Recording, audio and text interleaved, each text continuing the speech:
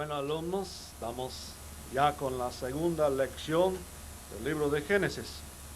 Ayer vimos capítulo 1 y en esta lección vamos a comenzar con el capítulo 2, empezando con los versos 1 al 3 de capítulo 2 de Génesis.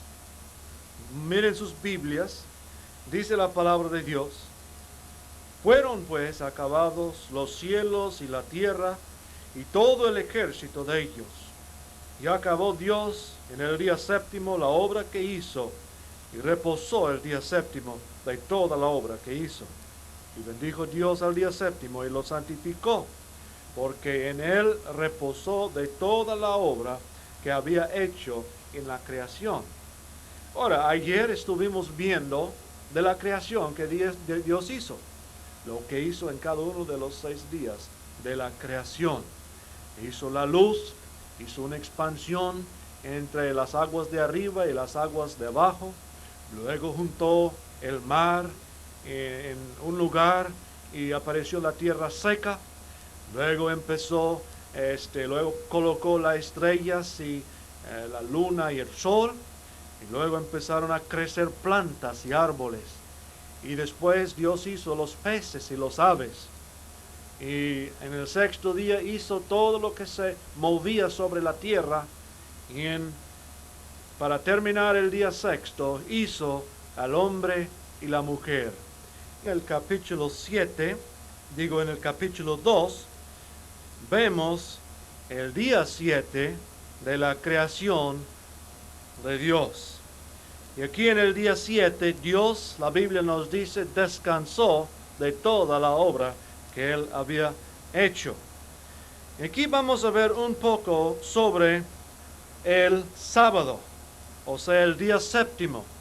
Sábado quiere decir día de reposo o día de descanso.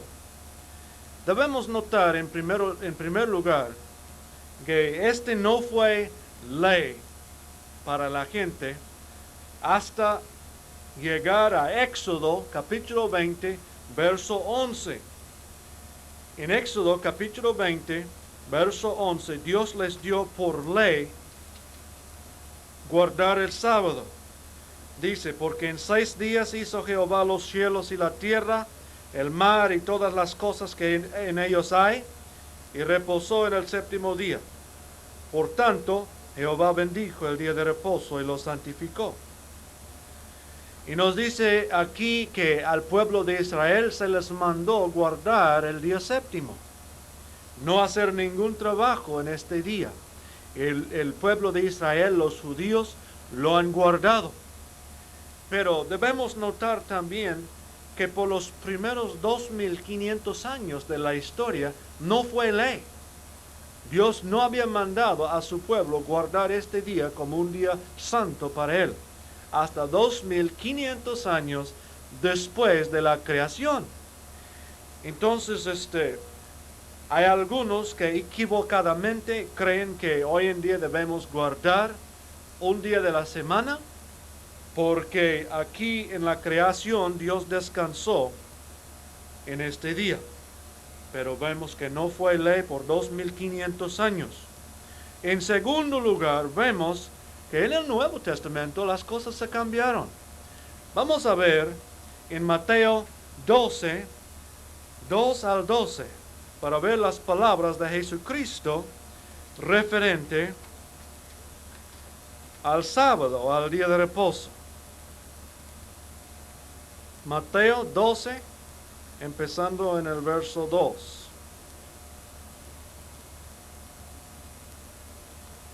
Viéndolo, los fariseos le dijeron: he aquí tus discípulos hacen lo que no es lícito hacer en el día de reposo, o sea, en el sábado.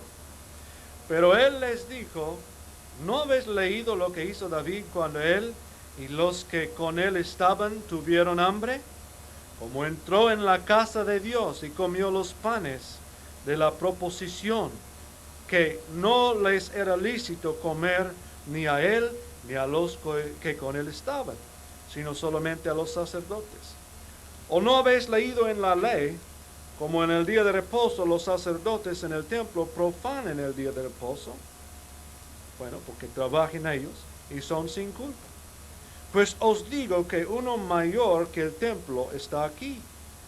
Y si supieses qué significa misericordia quiero y no sacrificio, no condenaréis a los inocentes, porque el Hijo del Hombre, o sea, Cristo, es Señor también del día de reposo.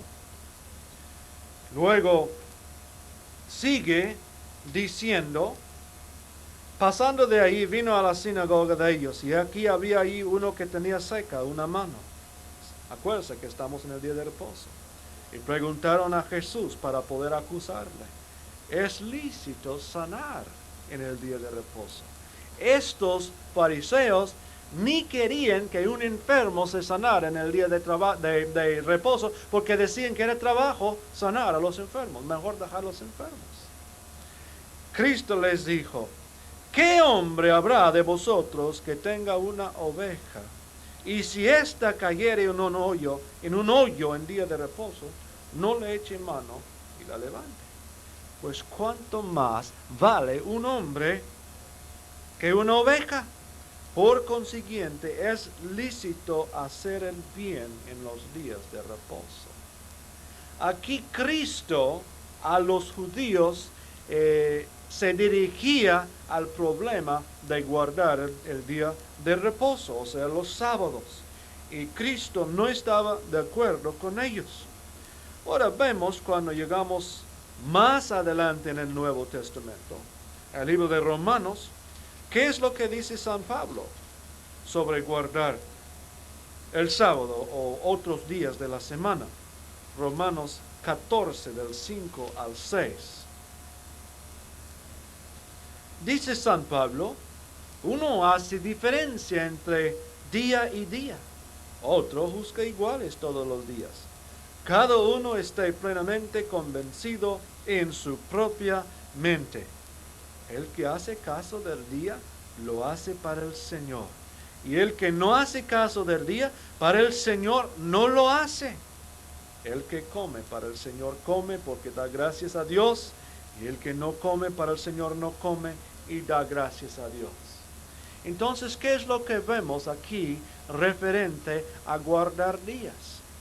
San Pablo nos dice, algunos sí guarden un día de la semana para el Señor, un día de reposo, sea el sábado o sea otro día de la semana.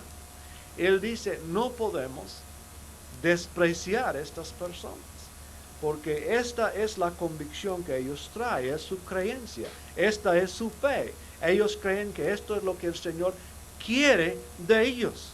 No los podemos despreciar, no podemos estar en contra de ellos, ¿verdad?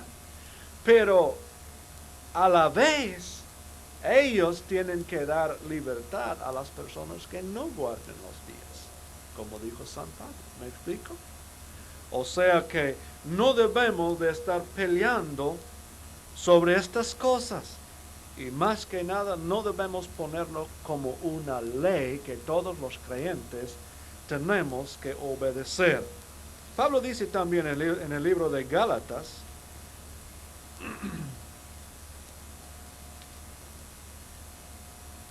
en el 4, del 9 al 11,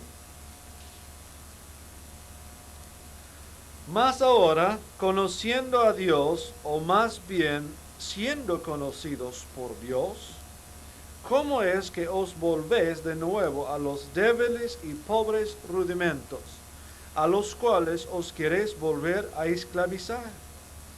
Guardáis los días, los meses, los tiempos y los años. Me temo de vosotros que haya trabajado en vano con vosotros.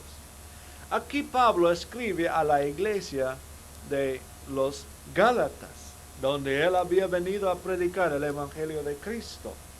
Ahí creyeron el Evangelio, varios de ellos se convirtieron y se estableció una iglesia evangélica en Gálatas, en este lugar donde estaban los Gálatas.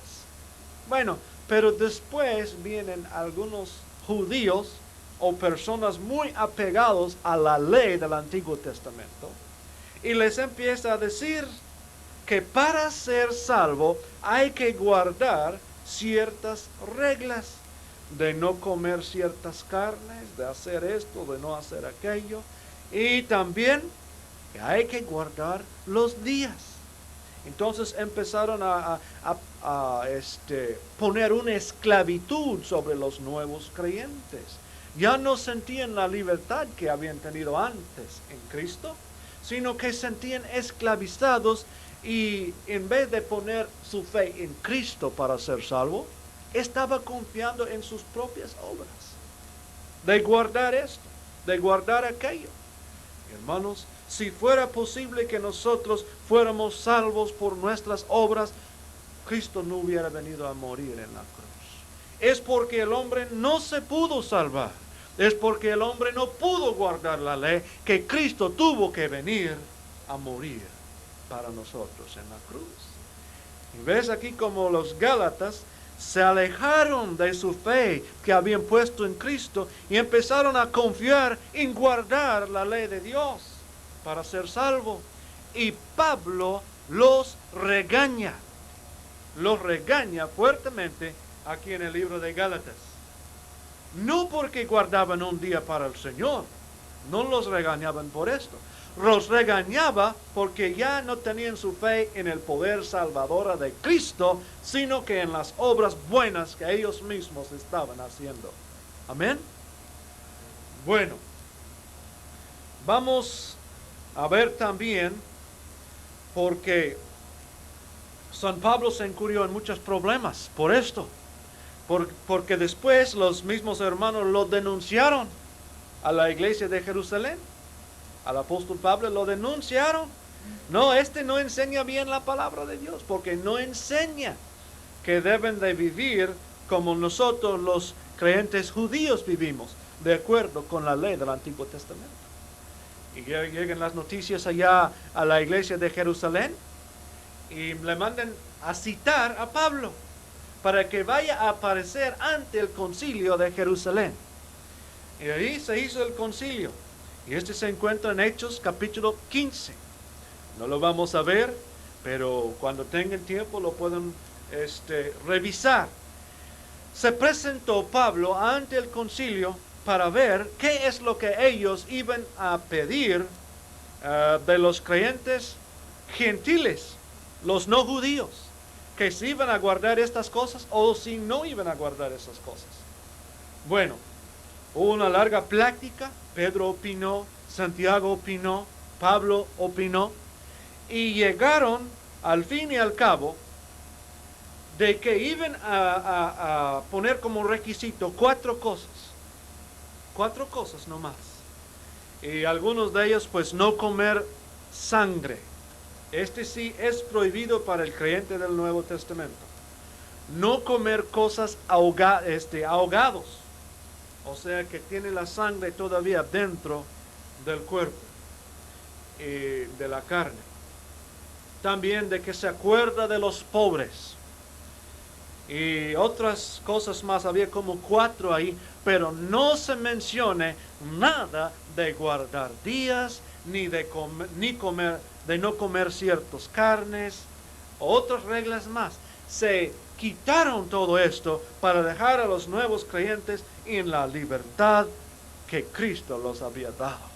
Aleluya. Así, hermanos, vemos que Dios sí descansó en el día séptimo para ponernos un ejemplo, que es bueno descansar un día de la semana. El cuerpo físico lo necesita. No somos máquinas, no somos robots. Nomás se le carga la batería y trabaja los 8 días sin parar. No se puede. Hay que descansar. Y Dios le puso al hombre un ejemplo que debe descansar un día a la semana, pero no como ley religioso. No como cosa a que aferrarse para ganar la salvación. O sea que si nosotros trabajemos en el día en que debemos descansar, Dios no se enoja. No se enoja con nosotros. Y Él nos ama y Él quiere que descansemos un día a la semana, pero a veces no es posible. Y Dios comprende esto. Pero a la vez, hermanos, no vamos a condenar a aquellos que creen que deben guardarse el sábado o el domingo o cualquier día de la semana. No vamos a condenarlos. Vamos a dejarles también a ellos en libertad para creer lo que ellos quieren. Bueno, otra cosa que noto aquí, hermanos, sobre el descanso, sobre el reposo que Dios puso, se encuentra en Mateo 11, 28 y 29.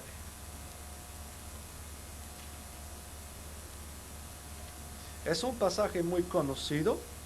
Cristo está hablando y dice: venid a mí todos los que estáis cargados y trabajados, yo os haré descansar, dice Cristo. Llevad mi yugo sobre vosotros y aprended de mí, que soy manso y humilde de corazón, y hallaréis descanso para vuestras almas.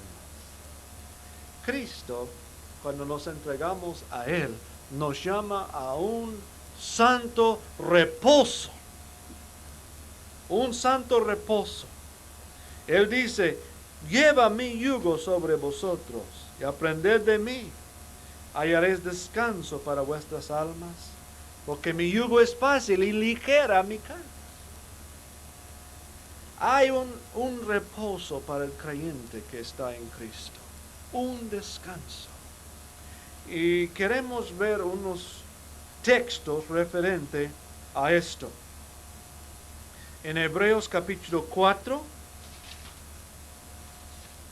Hebreos capítulo 4,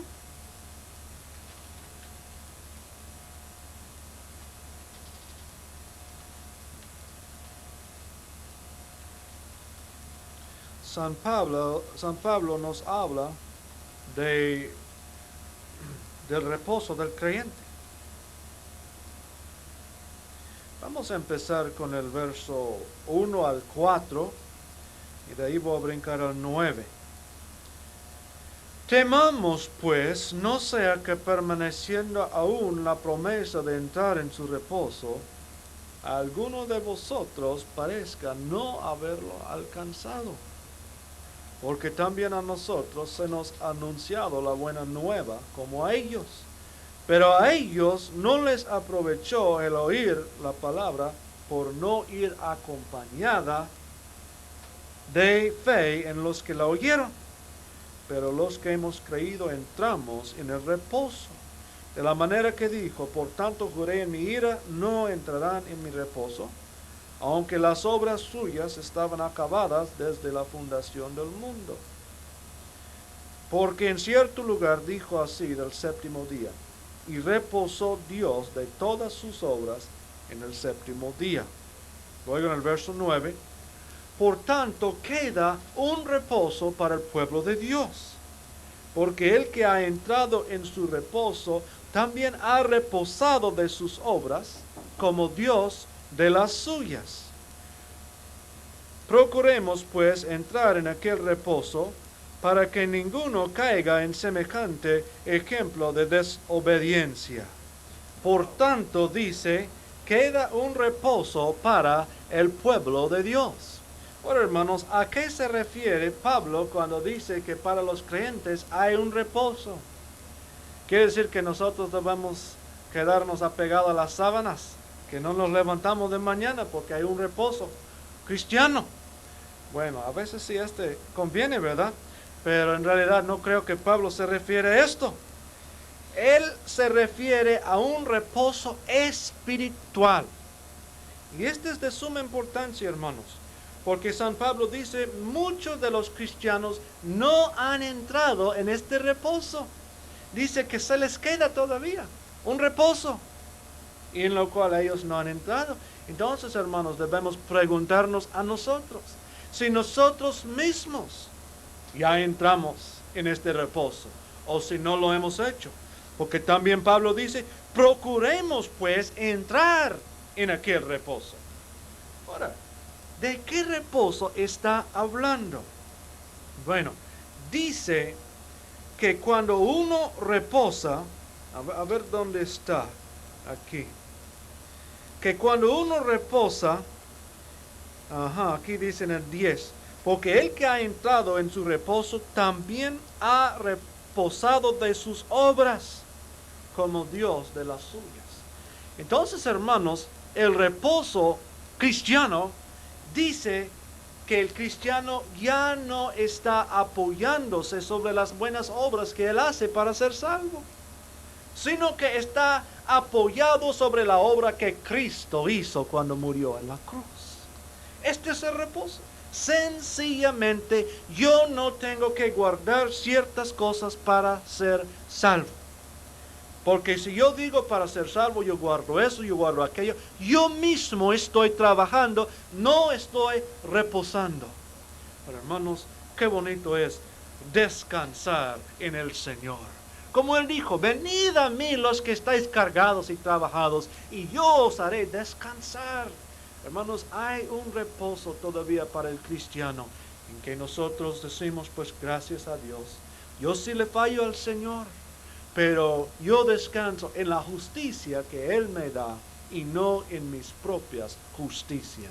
Pues la Biblia dice, todas nuestras justicias son como trapos de inmundicia. De nada valen ante Dios. Lo mejor que usted o yo podemos hacer no tiene ningún valor para que uno fuere salvo.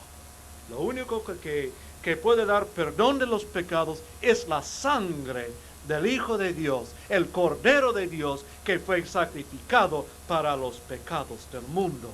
Así que, hermanos, vamos a entrar en el reposo del Señor. Vamos a descansar de nuestras obras.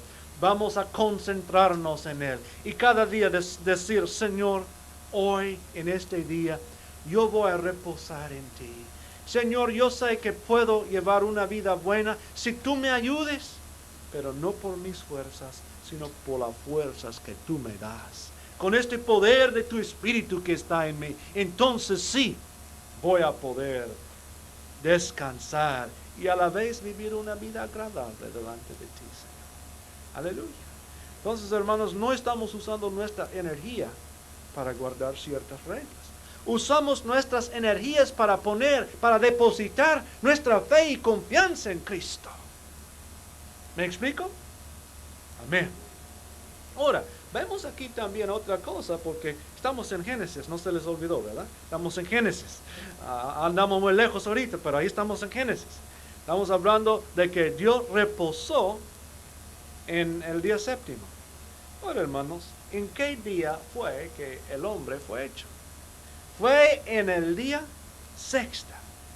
Y yo pienso, Dios hizo muchas cosas en el día sexto. Hizo todos los animales, todo lo que se movía sobre la tierra. Y yo pienso ya en la tarde del día, Él hizo al hombre y a la mujer. Y entonces Adán, el primer día que le amaneció, ¿cuál día fue? Fue el día séptimo. ¿Y qué tuvo que hacer en el día séptimo? ¿Qué tuvo que hacer? Descansar. Aleluya. Estuvimos hablando de la nueva creación ayer, hermanos, que es el creyente.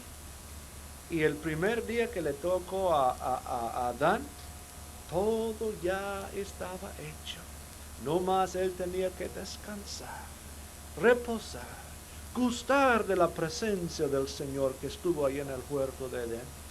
Él no tuvo que de labrar la tierra, él no tuvo que sembrar, él no tuvo que cultivar. El Señor todo lo había hecho y dijo a Adán, aquí está.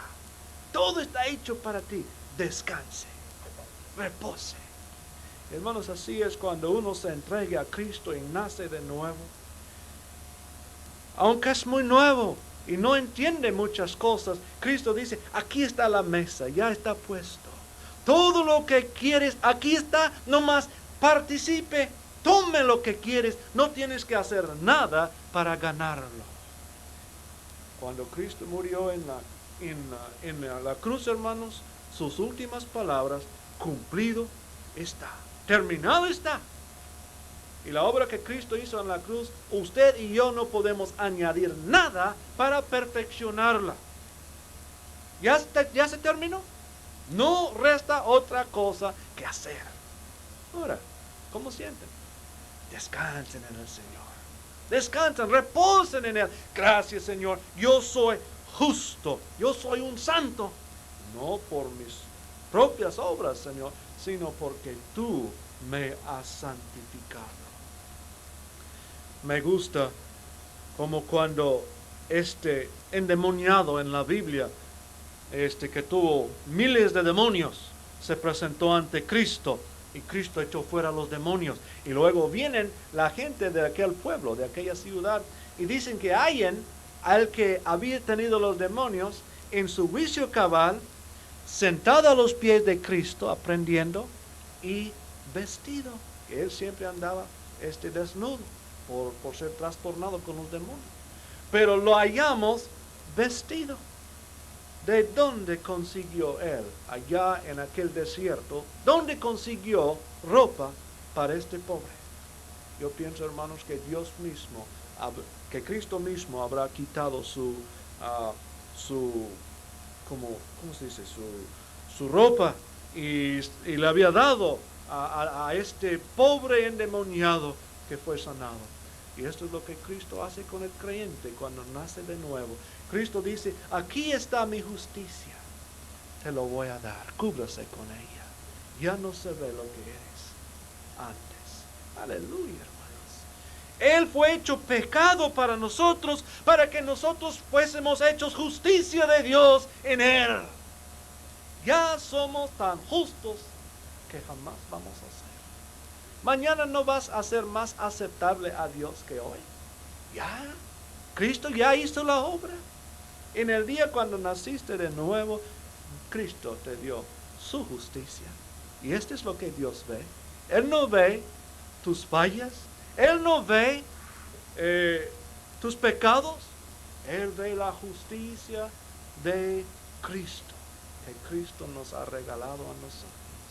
Gracias a Dios. Amén. Bueno, aleluya. Bueno, otra vez en Génesis 2. Yo le dije, hermano, estamos en Génesis. De vez en cuando vamos a volver ahí, si Dios permita. En el día, bueno, en el verso 6 vamos a ver, sino que subía de la tierra un vapor, el cual regaba toda la faz de la tierra. O sea, en aquel tiempo no había lluvia como lo conocemos hoy. Bueno, puede ser que había, pero la Biblia no dice. Dice que la tierra se regaba con un vapor que se subía de la tierra. O sea que las condiciones del ambiente del mundo eran muy diferentes en aquel entonces que ahora. Ahora sabemos que vienen las nubes y cae la lluvia y va a los ríos y de ahí al mar y luego se sube en vapor otra vez y etcétera. Sigue el ciclo. Pero en aquel tiempo era diferente, que se subía como un vapor de la tierra y con este vapor se regaba todo. Bueno, hermanos, es interesante por una razón, que si no hubiera lluvia en este tiempo, entonces cuando Dios después le dice a Noé que va a llover, Noé ni ha de saber lo que es. Pero como quiera, por su fe, Noé obedeció, hizo un barco, aunque para él puede ser que parecía como tonterías, ¿verdad? Pero Dios dijo, va a llover, va a caer agua del cielo. Bueno, puede ser que llovía, pero la Biblia no dice. Verso 7. Aquí tenemos lo que ya vimos en el capítulo 1. En el capítulo 1 vimos que Dios creó al hombre y a la mujer, pero no nos dice los detalles de cómo lo hizo. Y aquí en el verso 7 nos va a dar una explicación más detallada de este milagro cuando Dios creó al hombre. Entonces, Jehová Dios, y nótense bien también, hermanos, que es por primera vez que se ve la palabra Jehová, que es nombre de Dios en el Antiguo Testamento. Yo le dije que Génesis es el libro de principios. Aquí es el principio del nombre de Dios, Jehová. Jehová Dios formó al hombre del polvo de la tierra y sopló en su nariz aliento de vida, y fue el hombre un ser viviente. O sea que Dios juntó el polvo de la tierra, tal vez como el alfarero con la barra, y empezó a formar al hombre, como el alfarero forma sus vasos y sus otras cosas que él hace en la rueda. Luego, cuando Dios había formado al hombre como él quería, luego sopló en él con el soplo, con el respiro de Dios, sopló y entró vida en esta creación y despertó con la vida que Dios le había dado. Vamos a ver, hermanos, que Cristo también hizo algo semejante con sus discípulos. Juan 20, 21 y 22. Después de la crucifixión, cuando Cristo resucitó y vino a sus discípulos, dice: entonces Jesús les dijo otra vez: paz a vosotros, como me envió el Padre, así también yo os envío. Y habiendo dicho esto, sopló y les dijo: recibid el Espíritu Santo. Cristo sopló en sus discípulos y les dijo: recibid al Espíritu Santo. Ahora, cuando Dios sopló en Adán, él fue hecho una alma viviente. Pero cuando Cristo sopló en sus discípulos, se vivificaron espiritualmente. O sea, no solo una vida terrenal, sino una vida espiritual, una vida celestial. Es lo que les llegó. Soplar. ¿Dónde hallamos esta palabra por siguiente vez? Próxima vez, ¿dónde está? Libro de Hechos, capítulo 2, del 1 al 4.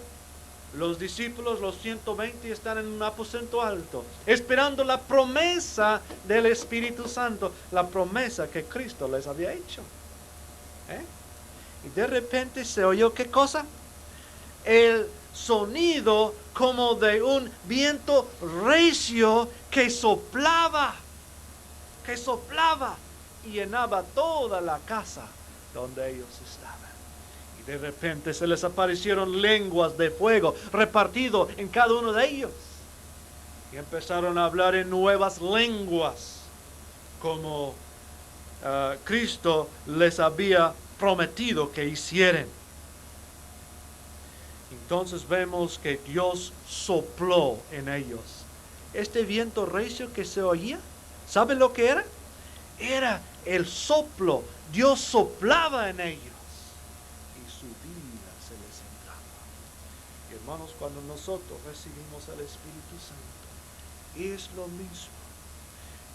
El soplo de Dios entra en nosotros y estamos llenos de su vida, llenos de su poder.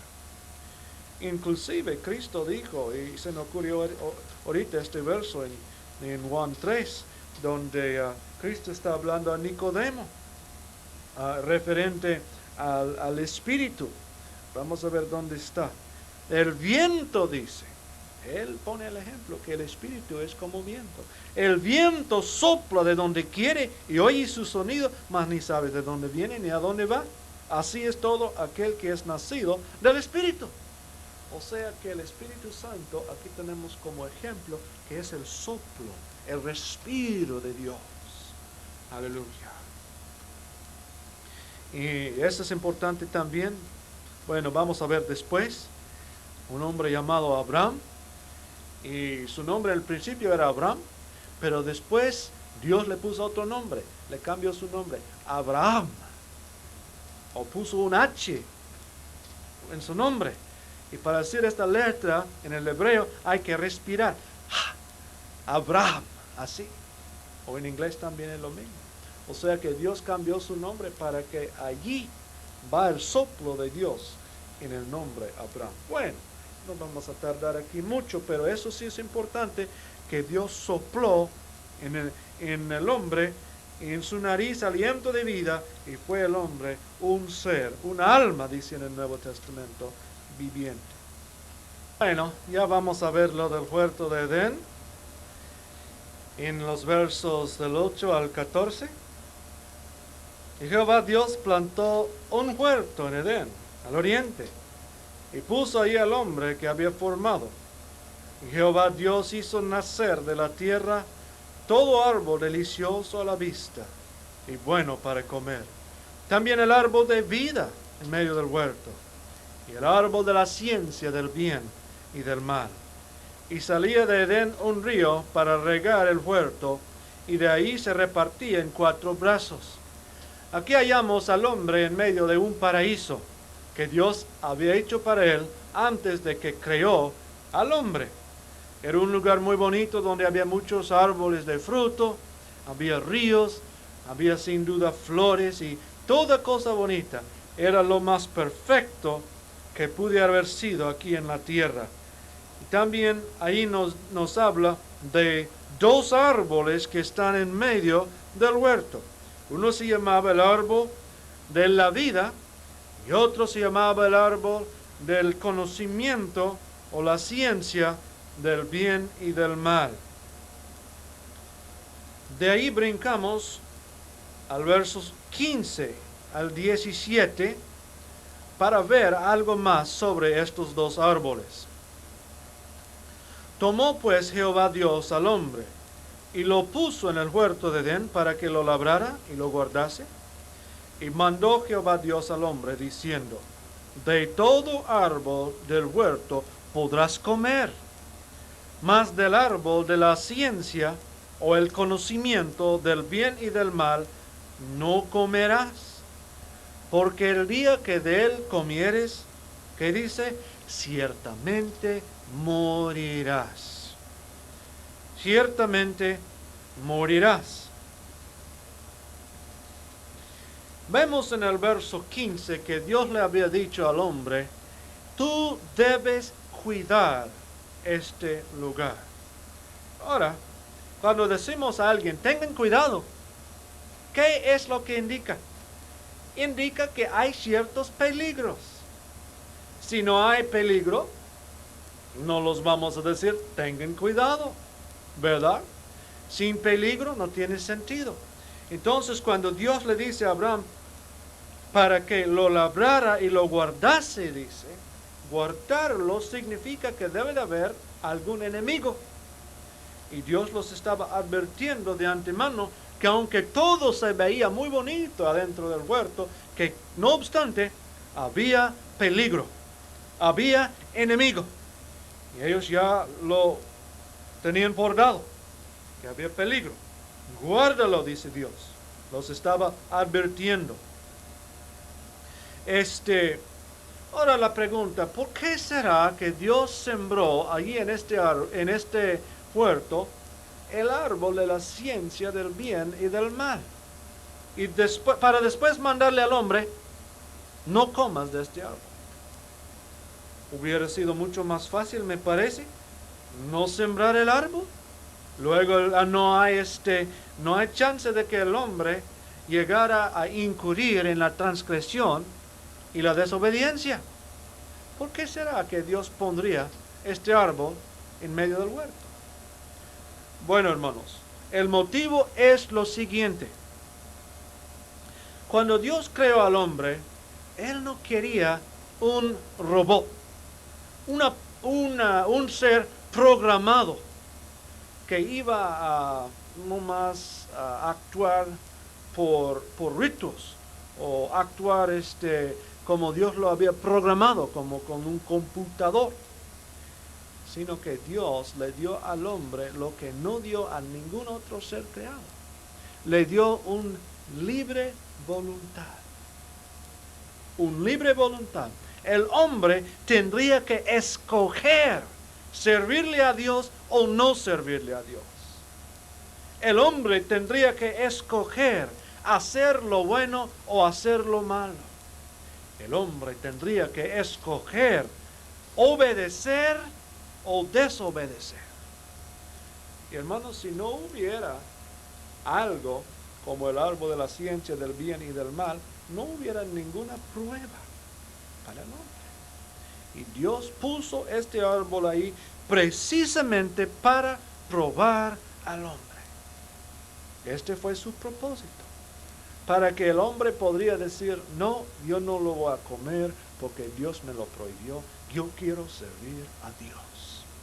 ¿Mm? Entonces, pues Dios quería. ¿Ves que Dios hizo al hombre en su propia imagen? Dios no quería un animal como había hecho de elefantes y todo esto. Él quería un ser que podría tener comunión a un nivel que hasta ni los ángeles tenía este nivel de comunión con Dios. Y Dios dijo, yo voy a crear a un ser que pueda tener comunión conmigo. Y en la Biblia vemos ciertas personas a quien se les dice, este fue amigo de Dios. Gloria a Dios. Dios sentía solo y Él quería compartir comunión con otros seres que podrían relacionarse con Él a un nivel que ni los ángeles podían hacer. Entonces Él no quería robots, personas programadas. Ellos tendrían que escoger servir a Dios o no servir. Y lástimamente al fin y al cabo vamos a ver que ellos escogieron voluntariamente desobedecer a Dios y comieron, o vamos a decir comerán, porque ahí vamos a llegar ahorita. Pero ¿qué es lo que Dios les dijo? No comerás, porque el día que de él comieres ciertamente morirás. Bueno, ¿habrán sabido ellos lo que es la muerte? Ninguna persona había muerto. Esto ciertamente no sabían qué es que muera una persona. Tal vez habían muerto algunos animales, no sabemos. Pero ellos no tenían mucha experiencia con la muerte. Es como con un niño, ¿verdad? Un niño chiquito no sabe lo que es la muerte. Y si llegue a morir su papá o su mamá o su abuelo o su abuelo, él no sabe. Él piensa que van a venir al rato, porque no sabe qué cosa es la muerte. Y los niños tienen que aprender qué cosa es. Yo pienso tal vez en estas condiciones también estaban Adán y Eva, que en realidad, quién sabe si reconocían totalmente lo serio de la muerte. Claro que reconocían que era serio el mandamiento de Dios, porque él lo dijo claramente, no comerás, porque el día que de él comieres, esto te va a suceder. Y vemos que el hombre, cuando comió del fruto, dice, en el día que comieres de él, ciertamente morirás. Pero, ¿fue entonces como veneno este fruto? Agarrarlo, comerlo, y se acabó, como veneno. No, no es así, porque vamos a ver que Adán y Eva no murieron físicamente en el día que comieron del fruto, pero sí murieron espiritualmente. Vamos a ver en Mateo 8, aquí dice Mateo 8, 22.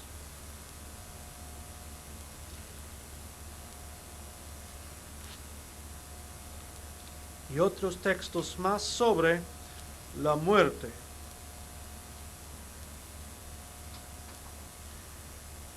Jesús le dijo, sígame, deje que los muertos entierren a sus muertos. Qué raro, ¿verdad? ¿Cómo es que un muerto va a enterrar a un muerto? ¿Qué quiere decir? Bueno, Cristo decía que los que son muertos espiritualmente deben de atender a la sepultura de las personas que mueren físicamente, en este caso. Entonces Cristo cuando dice los muertos, aquí está refiriendo a los que están muertos espiritualmente. Ahora Efesios 2 del 1 al 5. Y Él os dio vida a vosotros cuando estabais, ¿qué cosa? muertos en vuestros delitos y pecados. Ah, ¿no sabía usted que había estado muerto? Usted ha estado muerto. Usted estaba muerto en sus pecados. Ah, bueno, pero usted todavía caminaba, usted todavía razonaba, usted todavía comía, dormía. ¿Qué es eso de estar muerto, pues? Quiere decir que no tuvo vida con Dios. Espiritualmente, tu espíritu es lo que había muerto por causa del pecado. En vuestros delitos y pecados en los cuales anduvisteis en otro tiempo, siguiendo la corriente de este mundo, conforme al príncipe de la potestad del aire, el espíritu que ahora opera en los hijos de desobediencia, en los cuales también todos nosotros vivimos en otro tiempo,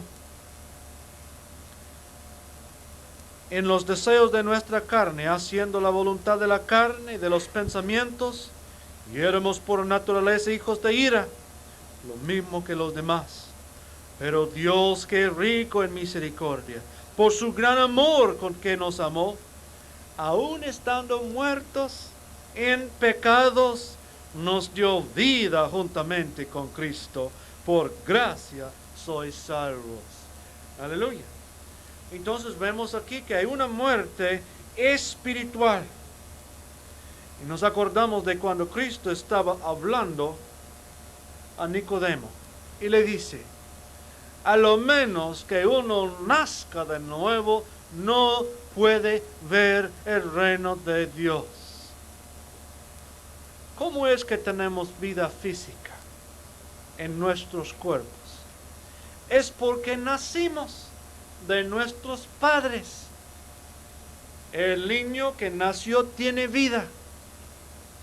¿Cómo es que vamos a tener vida espiritual? También es por nacimiento, es por nacer espiritualmente. Luego tenemos vida espiritual con Dios. Ya no estamos muertos en nuestros pecados. Pero a la vez, dijo Dios, el día que de él comieres, ciertamente morirás. Y empezó en ellos un proceso de muerte este mismo día, que al fin y al cabo les costó sus vidas físicas. Adán vivió más de 900 años, pero sí murió. Y al no comer el fruto, nunca hubiera muerto. Y en realidad la Biblia no nos dice cuánto tiempo estuvo en el huerto antes de comer del fruto. Puede ser que fuera 24 horas. Puede ser que fueran miles de años que Adán y Eva estuvieron en el huerto antes de desobedecer a Dios. Pues yo pienso que Dios empezó a contar los años de la vida de Adán hasta el día que empezó a morir. Porque en realidad ¿cuántos años tienes? Estamos diciendo cuántos años tenemos por delante todavía. Y puede ser que Adán y Eva estuvieron en el huerto muchos años antes de desobedecer a Dios y que empezara en ellos el proceso de la muerte. Dicen los científicos que el día en que uno nace, en este día también empieza a morir. Las células del cuerpo se van desgastando. Y dicen que las células se pueden renovar 7 veces. Después de la 7ª vez ya no se renuevan las células del cuerpo. Es un proceso de la muerte que empieza cuando uno nace. ¿Por qué? Porque Adán y Eva desobedecieron a Dios, que dijo, en el día que comieres de este fruto, ciertamente morirás. Vamos a ver también Romanos 5:12 sobre la muerte física.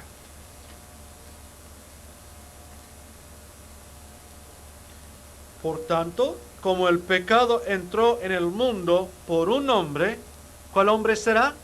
Adán, claro. Y por el pecado, la muerte. Así la muerte pasó a todos los hombres, por cuanto todos pecaron. La muerte es resultado del pecado. Primero de Corintios 15, 21 y 22. Porque por cuanto la muerte entró por un hombre, también por un hombre la resurrección de los muertos. ¿Por medio de cuál hombre entró la resurrección de los muertos? Bueno, claro, Cristo. Porque así como en Adán todos mueren, también en Cristo todos serán vivificados. Por eso la Biblia nos dice que Cristo es el segundo Adán. Génesis capítulo 2, versos 19 al 20.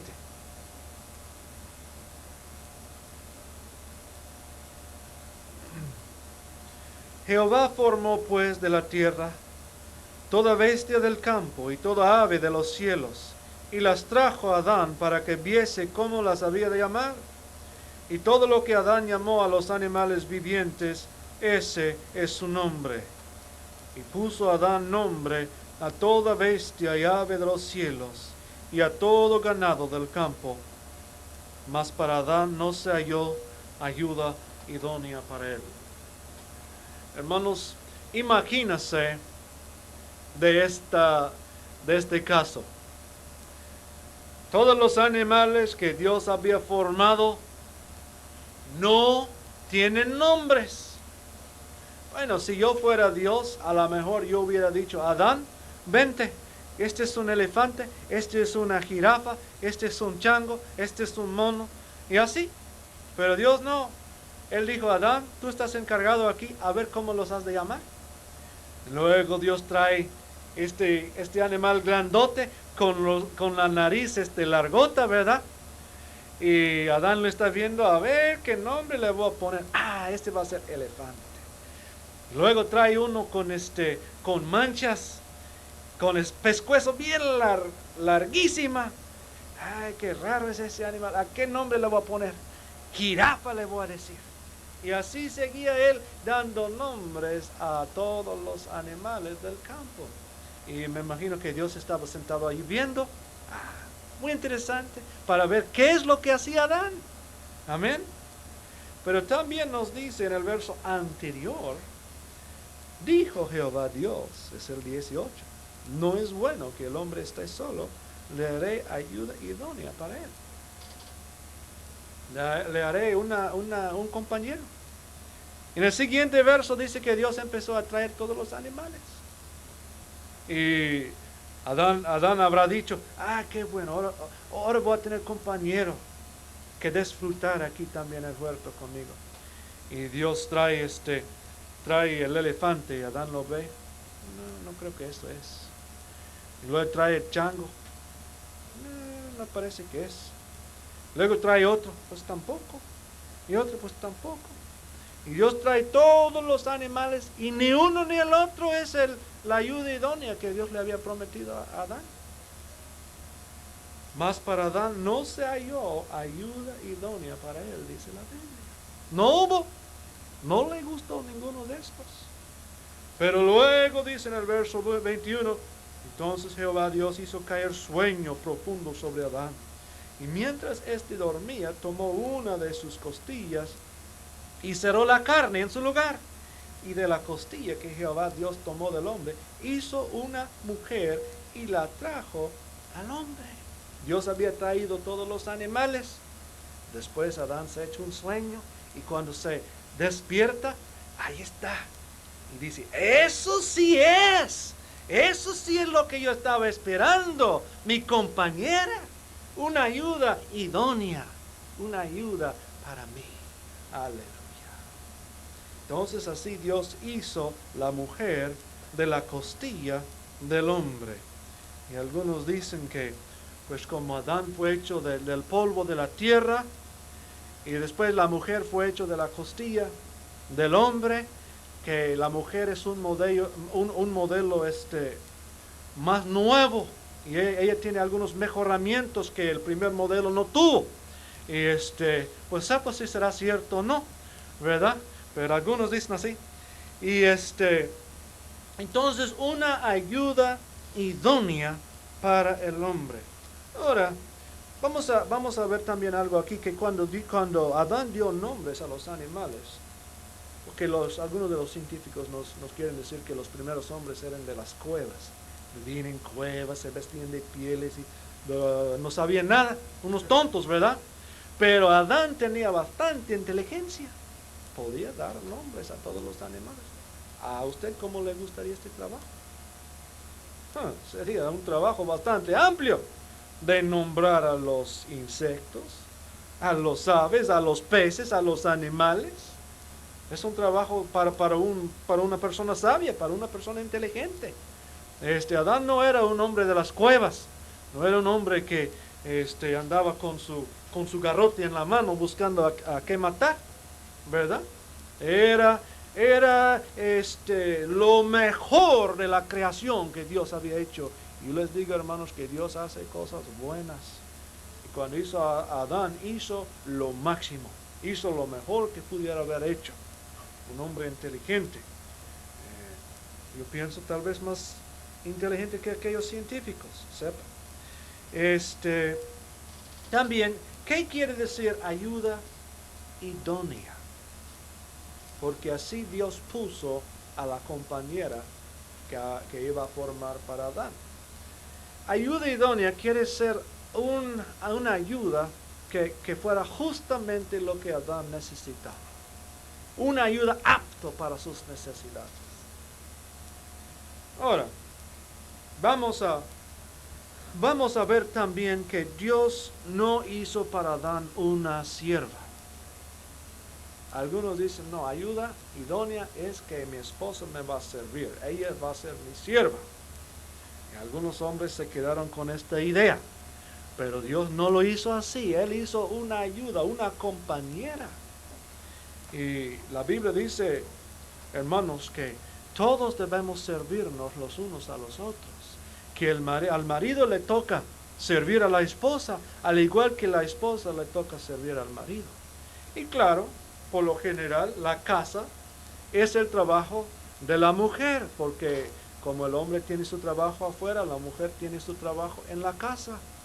Pero hay veces en que el marido debe ayudar también a su esposa y servirle a ella, porque ella no es sierva para él, ella es una ayuda idónea, una compañera que iba a ser unido con él.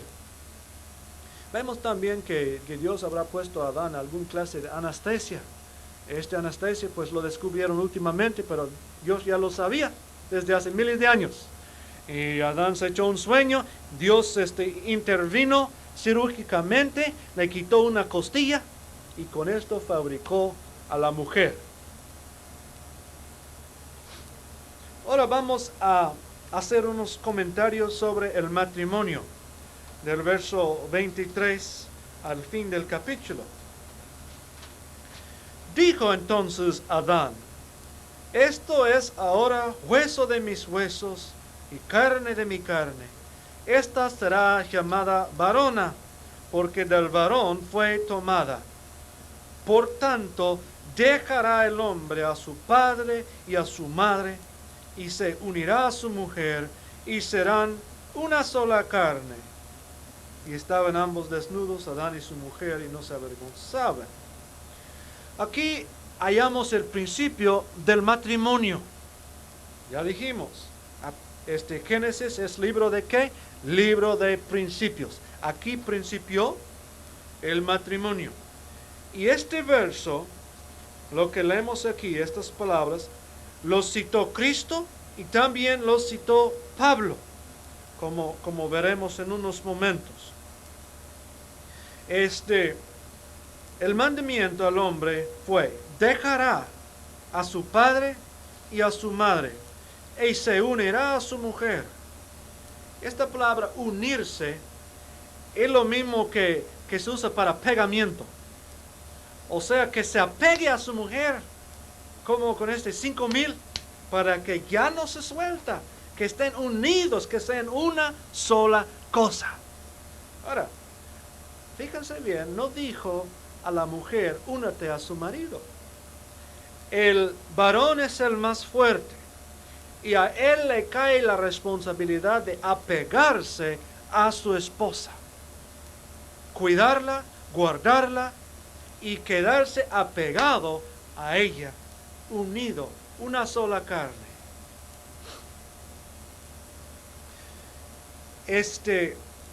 Algunos dicen, hermanos, que en el siguiente capítulo, cuando Adán y Eva comieron del fruto prohibido, que este fruto representa el sexo o las relaciones sexuales. Y dicen que ellos pecaron por tener relaciones sexuales y por eso Dios les juzgó. Pero hermanos, esta es una equivocación. Equivocadamente enseñan esto a algunos, y algunos llegan a pensar que el sexo es malo. Al contrario, Dios dio al sexo, a la mujer y al hombre. Es un regalo de Dios. Y ya les había mandado desde el primer capítulo reproducirse y llenar la tierra. Ahora, no se puede reproducir sin relaciones sexuales. Entonces, si comer del fruto que fue prohibido por Dios fue el sexo, entonces Dios estaba prohibiéndole algo al hombre que él tendría que hacer para obedecer a Dios. No tiene sentido. ¿Me explico? Entonces vamos a aclarar este punto, que el sexo o las relaciones sexuales entre esposa y esposo no son malos. Son algo que Dios dio para el beneficio del hombre y para procrear la raza. Hebreos 13, 4.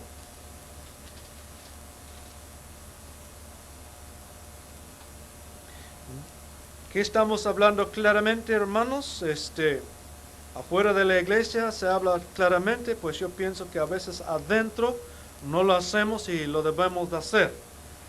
Honroso sean todos el matrimonio y el hecho sin mancilla, pero a los fornicarios y a los adúlteros los juzgará Dios.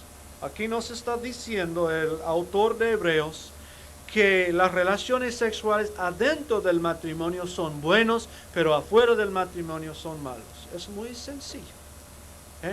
Al estar unidos, hombre y mujer, casados, sexo es una parte de la vida matrimonial que Dios dio como una bendición para ellos.